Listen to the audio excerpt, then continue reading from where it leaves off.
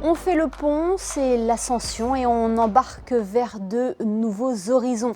Bonsoir à tous, ravi de vous retrouver en ce jour férié sur Monaco Info. Un jeudi qui normalement aurait dû être rythmé par l'effervescence du Grand Prix de Monaco et ses séances d'essai.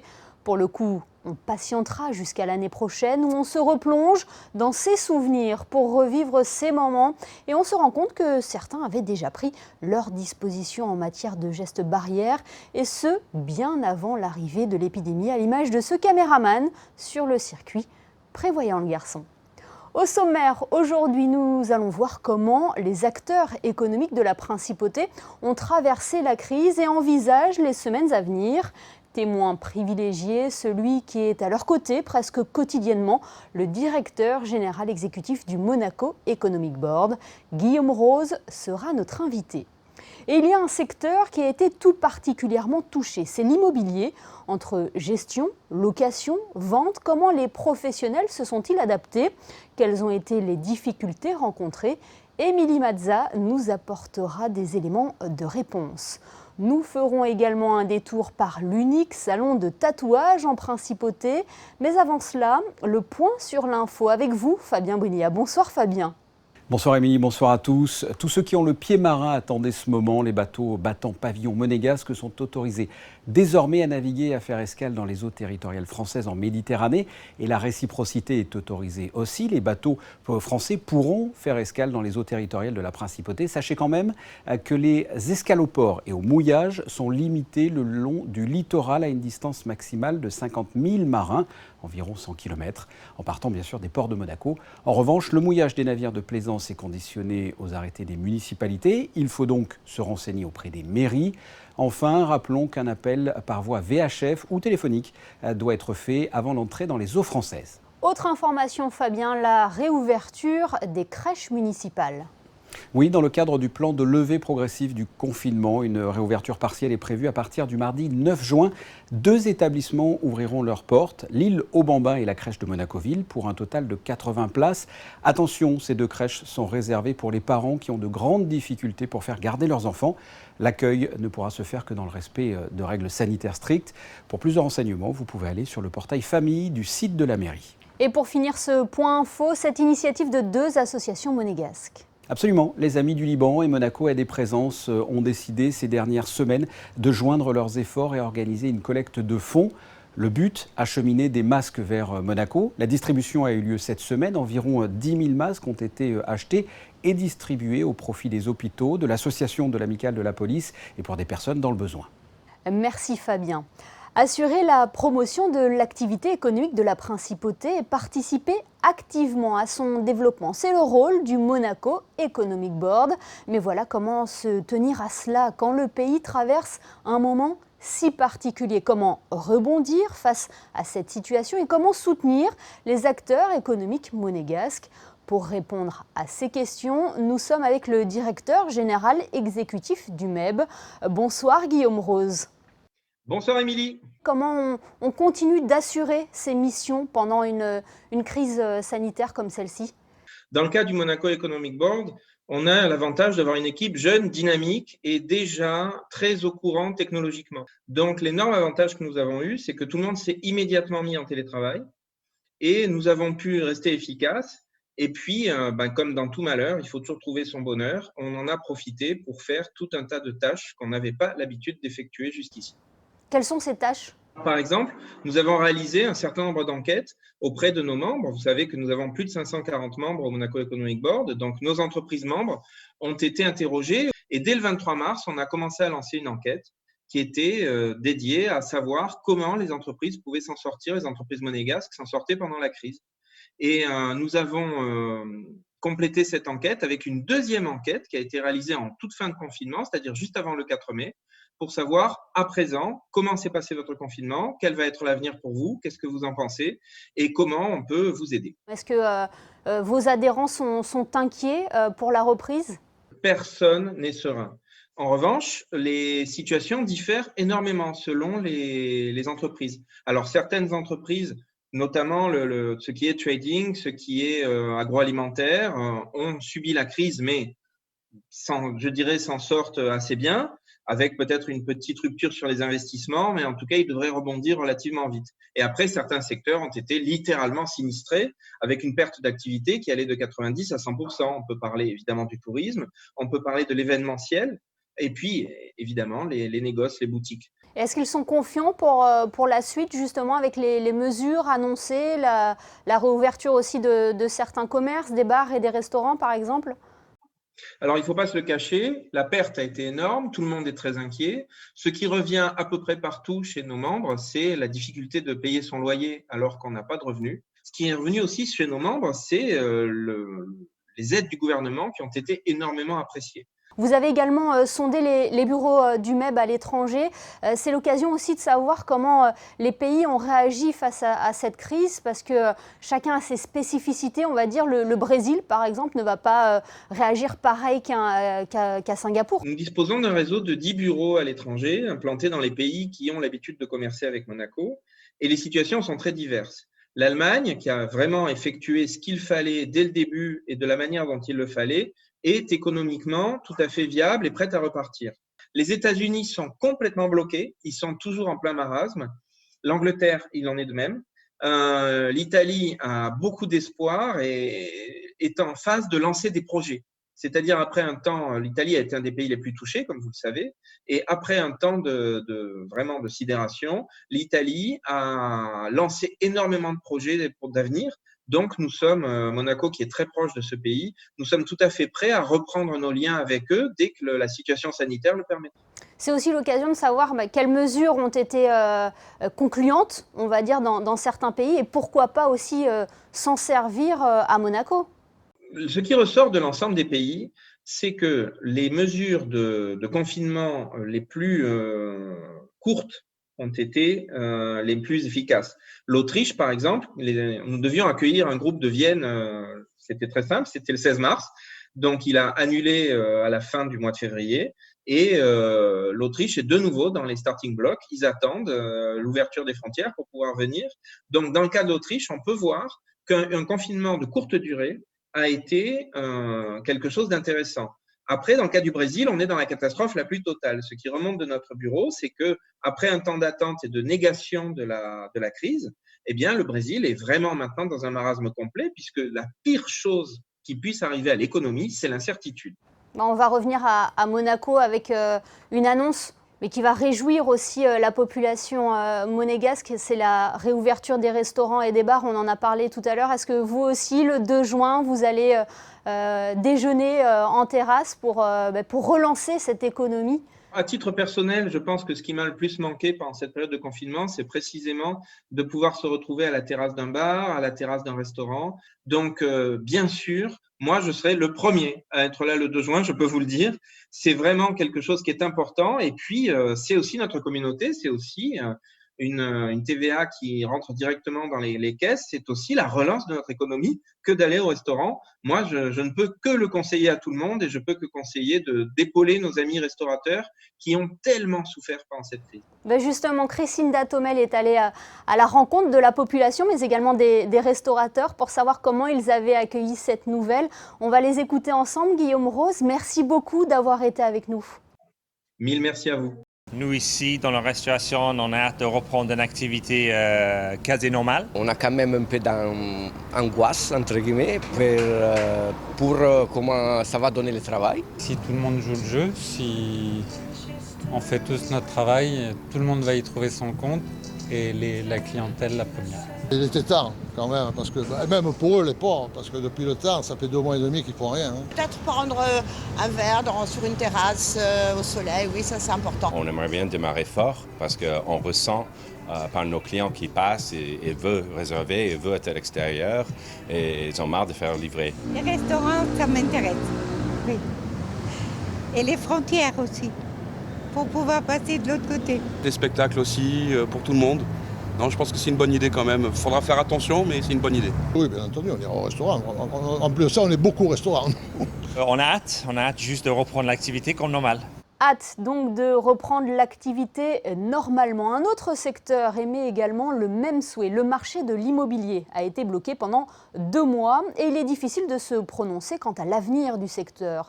Pour nous en parler, nous sommes avec la propriétaire d'une agence immobilière basée à Monaco. Bonsoir Émilie Mazza. Bonsoir Émilie, bonsoir à tous. Est-ce que l'activité immobilière a repris immédiatement après l'annonce du déconfinement? Alors en fait, notre activité immobilière n'a pas arrêté pendant le confinement. Alors bien sûr, on a dû prendre des mesures pour s'adapter à la situation qui n'était facile pour personne et qui a été assez soudaine. Donc toute l'équipe a dû être mise en télétravail et nous avons surtout géré la partie gestion, qui était la partie la plus urgente, puisque les revenus locatifs sont parfois le revenu unique de certains propriétaires et les locataires avaient besoin de notre aide également. Du coup, comment on fait? Là, vous l'avez dit, c'était la gestion, donc plus de visites d'appartements, ou vous avez adapté justement cela par rapport aux restrictions qui étaient en place? Alors concernant les visites d'appartements, on a posé la question au centre d'appel Covid et à la sûreté publique et on nous a dit que les visites étaient interdites sauf vraiment cas d'extrême urgence, comme des familles devant impérativement déménager. Donc la plupart de nos visites se sont faites par vidéo. Donc il n'y avait que le négociateur dans l'appartement pour montrer l'appartement. Et en amont, nous avons surtout montré des vidéos de l'appartement et des photos pour éviter les déplacements inutiles. Est-ce que vous avez fait face justement à de nombreux locataires qui étaient en difficulté? Oui, alors en fait, notre travail pendant la période de confinement a été très intense parce que nous avons eu, je dirais même un rôle social, presque d'assistante sociale pour expliquer aux différents locataires les aides que propose la principauté. Et nous avons servi d'intermédiaire entre les locataires et les propriétaires pour différer les loyers. Alors maintenant, est-ce que depuis le 4 mai, vous avez repris les visites? Les visites recommencent puisque beaucoup est en attente justement du déconfinement pour se remettre à la recherche de leur bureau ou de leur habitation. Par contre, les mesures sanitaires sont toutes appliquées. Chacun doit porter un masque. Dans certains cas, des propriétaires nous demandent de venir avec des gants et des surchaussures pour éviter de contaminer leur appartement, toujours en gardant les distances nécessaires et en limitant la visite au strict minimum de personnes, donc l'agent immobilier et le client, en évitant d'avoir toute la famille d'un coup. Et ces visites sont toujours précédées par des visites virtuelles ou des vidéos pour vraiment éviter les contacts dans la mesure du possible. Est-ce que le confinement a modifié un petit peu la demande? Oui, et nous avons des clients qui nous ont demandé des locations de villas, ce qui était quand même difficile à faire pendant le confinement, d'autant plus que les locations de vacances étaient interdites en France. De plus en plus, les familles préfèrent avoir des grands appartements à Monaco plutôt que uniquement une grande résidence secondaire pour le week-end. Et vous êtes confiante, vous, pour le secteur de l'immobilier? C'est difficile à dire comment les choses vont évoluer. Pendant le confinement, la plupart de nos clients étaient relativement positifs sur le marché immobilier. Je pense que le marché immobilier à Monaco, dans les dernières années, n'a jamais déçu. Si on sait être patient, en général, ça ne fait qu'augmenter. Après, nul peut dire comment les choses vont évoluer en principauté. Est-ce que le secteur de l'immobilier, finalement, n'est pas sorti renforcé de cette crise? Je pense qu'il est encore trop tôt pour le dire. En ce qui concerne les locations de commerce et de bureaux, je pense que nous risquons d'avoir quand même une période assez difficile parce que les entreprises ont été très impactées par la crise et je ne sais pas si les choses vont repartir exactement comme avant dans les prochains mois. J'espère que cela redémarrera très vite en tout cas. Merci beaucoup Émilie Mazza d'avoir été avec nous. Merci à vous. Ce week-end prolongé est l'occasion d'emmagasiner quelques souvenirs post-confinement. Racontez-nous d'ailleurs votre week-end de l'Ascension. Envoyez-nous vos photos et vos vidéos sur le réseau Malizia. Voici les meilleurs posts de ces derniers jours. All you need is a Sunset Drive, glass of wine and a 45. La, la, la, la, la, la, la, la.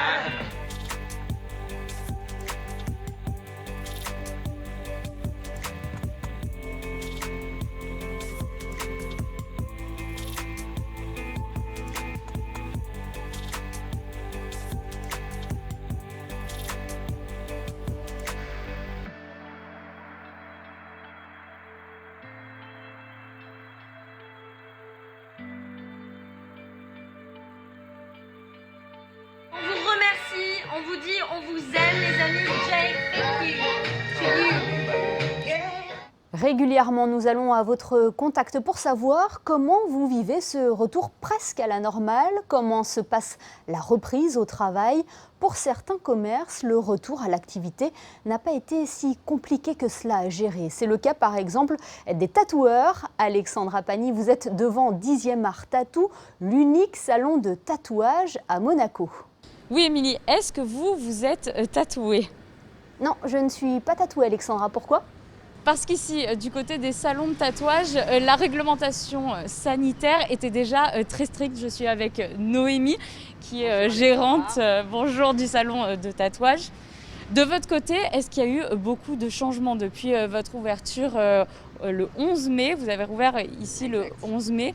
Comment ça s'est passé pour vous? Est-ce que vous avez vraiment dû beaucoup vous réadapter? Alors, pour être honnête, au niveau de nous, les tatoueurs, pas de grosses différences. Les règles sont celles qu'on employait déjà avant. Donc le port du masque, on l'avait déjà, le port des gants aussi, désinfection des mains. Donc pour nous, pas grand changement. En revanche, par rapport à nos clients, il y a eu quelques modifications. Effectivement, on leur donne à tous des masques chirurgicaux afin d'être sûr d'avoir un masque qui soit propre au moment du tatouage, ainsi que des surchaussures pour éviter que tout ce qui soit dans la rue, au sol ou quoi que ce soit ramené dans les cabines. Donc un petit peu plus de réglementation au niveau du client. On essaye aussi de moins prendre de clients par jour. Avant, on n'avait pas trop de limitations. Là, je m'en tiens un client le matin, un client l'après-midi pour éviter trop de contamination, de risque de contamination. Donc du coup, c'est vrai que ça a un petit peu prolongé nos rendez-vous. On a recasé tous les rendez-vous du confinement, mais on a eu un très bon accueil, honnêtement. Les gens étaient plutôt rassurés, on n'a personne qui a annulé. Oui, l'attitude des clients est rassurante. Oui, il n'y a pas trop d'angoisse de leur part? Non, honnêtement, ils sont en confiance. Après, souvent, c'est des clients qui nous connaissent pour la grande majorité. Ils savent qu'on a des règles d'hygiène au salon qui sont très très strictes, donc ils sont plutôt en confiance par rapport à ça, en se disant bon, s'il y a bien un endroit où on respecte les réglementations, c'est là-bas, donc ils ont tendance à ne pas avoir de stress. On n'a eu aucune annulation, tout le monde a gardé ses rendez-vous, donc non, apparemment, pas trop de stress pour nos clients. Une bonne reprise donc en somme. Une très bonne reprise et content d'être de retour. C'était difficile de rester enfermé tout ce temps. Merci beaucoup Noémie. Merci à vous. Vous l'aurez entendu, donc ils sont bookés jusqu'à fin juin, début juillet, donc c'est une très belle reprise. Merci Alexandra. Nous passons au point info pratique avec vous, Fabien Bonilla. Et malgré l'annulation du Grand Prix de Formule 1, il y aura de l'animation sur le circuit dimanche. Oui, à l'occasion du tournage d'un court-métrage avec au volant le champion monégasque de F1, Charles Leclerc. Les voies du tracé du Grand Prix de Formule 1 seront fermées à la circulation et aux piétons ce dimanche entre 6h45 et 9h du matin.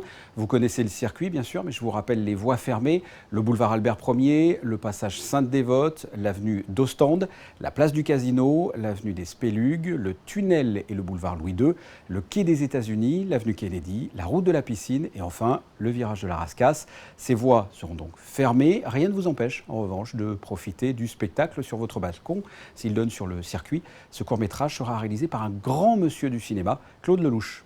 Un mot à présent sur cet appel aux dons, Fabien. Oui, le musée océanographique, ou plus précisément l'Institut océanographique, a besoin de vous.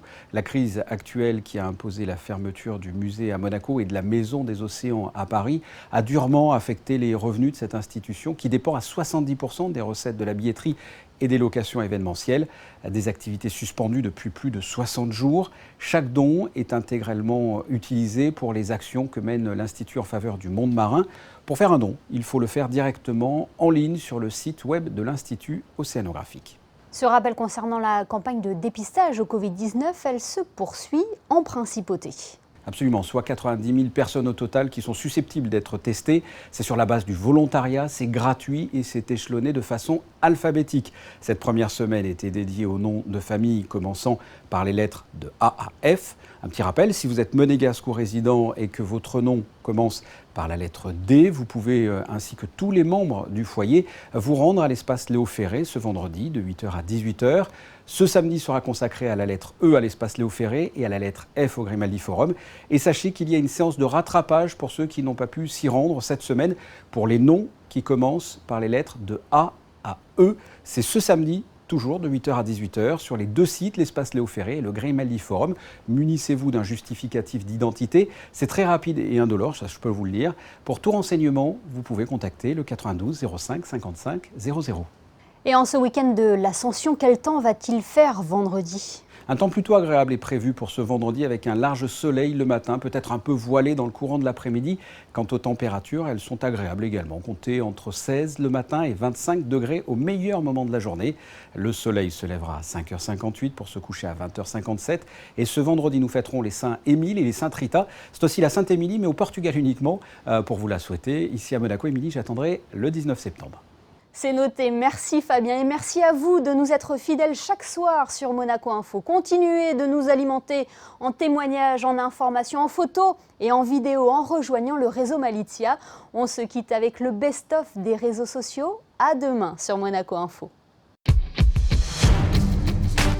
Parfaitement. Je connais le remède au coronavirus. Je connais le remède. Là, c'est le professeur Raoult lui-même qui me l'a donné.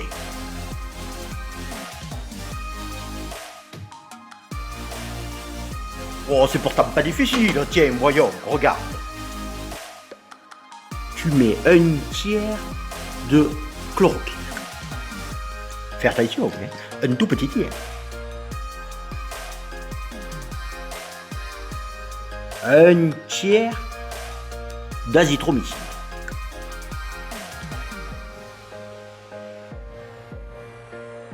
Un bon tiers de picot.